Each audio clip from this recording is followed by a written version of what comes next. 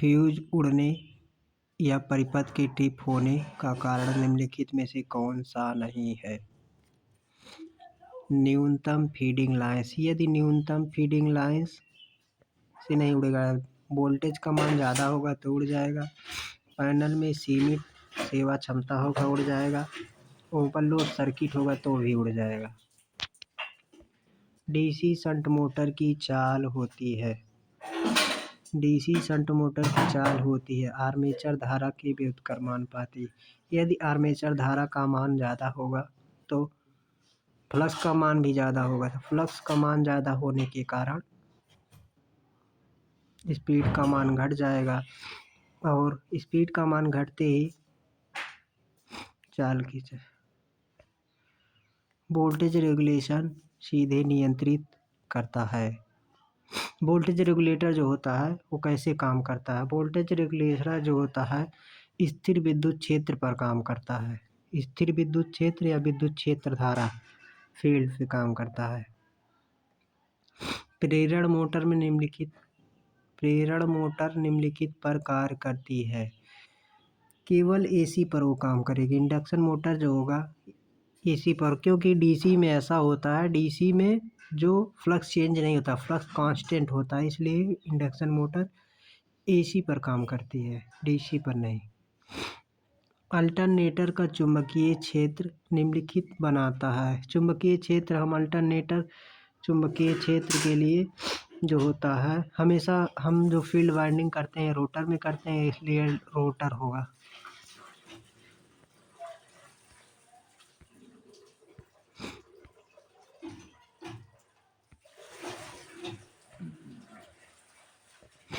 Single phase motor के मामले में निम्नलिखित में से कैपेसिटर को प्राथमिकता दी जाती है। तो हम देखते हैं सिंगल फेज वो मोटर होता है, इलेक्ट्रोलाइटिक कैपेसिटर होते हैं, इसे बहुत कम समय के लिए यूज करते हैं। पेपर कैपेसिटर जो होता है हम सीलिंग फैन में यूज करते हैं। 3 फेज 4 वायर सिस्टम समानता कहाँ किया जाए? 3 फेज का हम हमेशा सेकेंडरी वितरण में यूज करते हैं।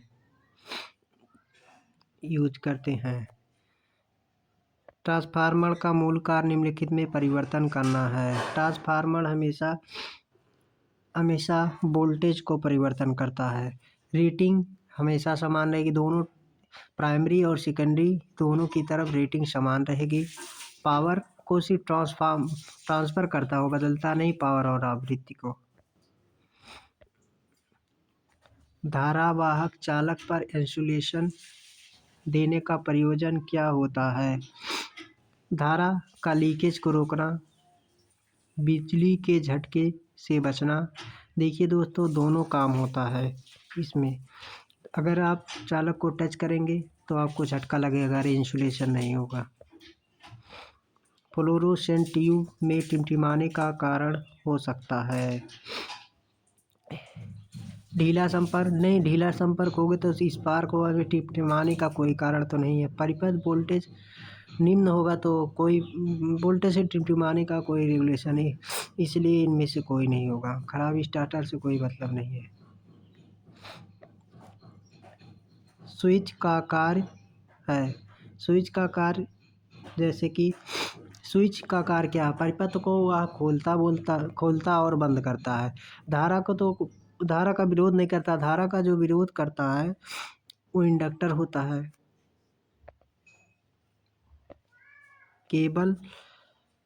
कोई केबल जब सड़क क्रॉस करती है तो इसे कहते हैं। 62 नंबर क्वेश्चन, जब कोई केबल जब सड़क से क्रॉस करती है तो इसे हम कैसे ले जाएंगे? केबल को इस तरीके ले जाएं कि उसमें क्षतिग्रस्त ना हो पाए, इसलिए पाइप और कंड्यूट के माध्यम से बिछाया जाता है।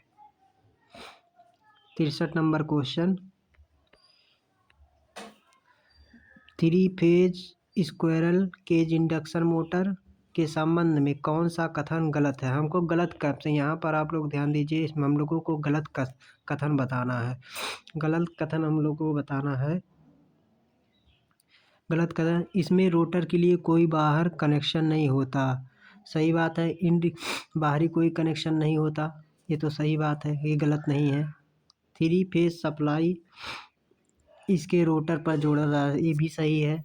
हम लोगों को गलत कथन बताना है।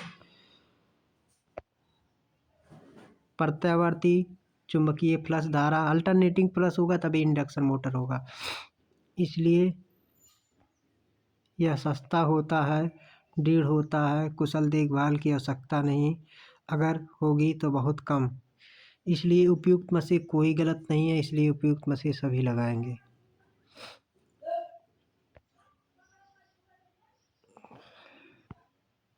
चौसठ नंबर क्वेश्चन, सरल स्क्विरल केज मोटर का स्टार्टिंग बारूर होता है। हमें टार्क के बारे में पूछ रहा है, टार्क के बारे में हम बताएंगे। इसमें स्क्विरल केज मोटर में हमेशा निम्न टार्क होता है। स्टार्टिंग टार्क जो होता है निम्न होता है।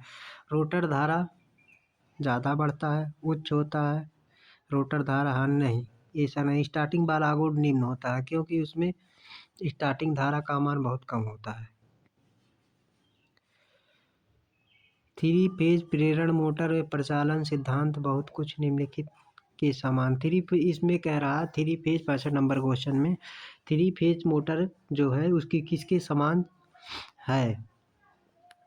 3 फेज मोटर आप जानते हैं 3 फेज तुल्यकालिक मोटर के समान होता है।